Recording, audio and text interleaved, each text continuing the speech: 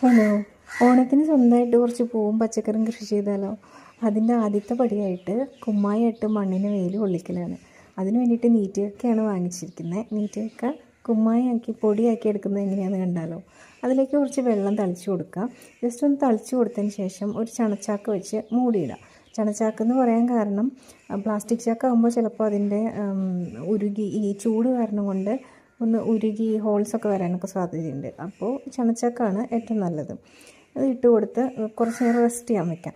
ഇപ്പോൾ രാവിലെ ഇട്ട് കൊടുത്ത ഉച്ചയാകുമ്പോഴത്തേനൊക്കെ പൊടിഞ്ഞിട്ടത്. ഇപ്പോൾ ഇത് അത്യാവശ്യം നന്നായി പൊടിഞ്ഞിട്ടുണ്ട്, എന്നാലും കുറച്ച് അവിടെ പൊടിയാനുണ്ട്. അപ്പോൾ വീണ്ടും കുറച്ച് വെള്ളമൊക്കെ ഒഴിച്ച് കൊടുത്ത് നന്നായി ഒന്ന് മിക്സ് ചെയ്ത് ഒന്ന് മൂടി വയ്ക്കാം. അപ്പോൾ നന്നായിട്ട് നല്ല ഫൈനായിട്ട് പൊടിയായിട്ട് കിട്ടും.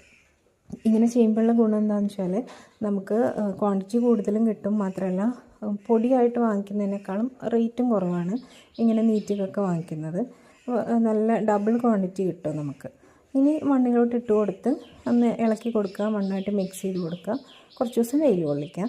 അപ്പോൾ മണ്ണൊരുക്കുന്നതിനെ പറ്റിയുള്ള ഫുൾ വീഡിയോ ചാനലിൽ ഇട്ടിട്ടുണ്ട്. താല്പര്യമുള്ളവരെ ഒന്ന് കണ്ടിട്ട് അഭിപ്രായങ്ങൾ പറയും കേട്ടോ.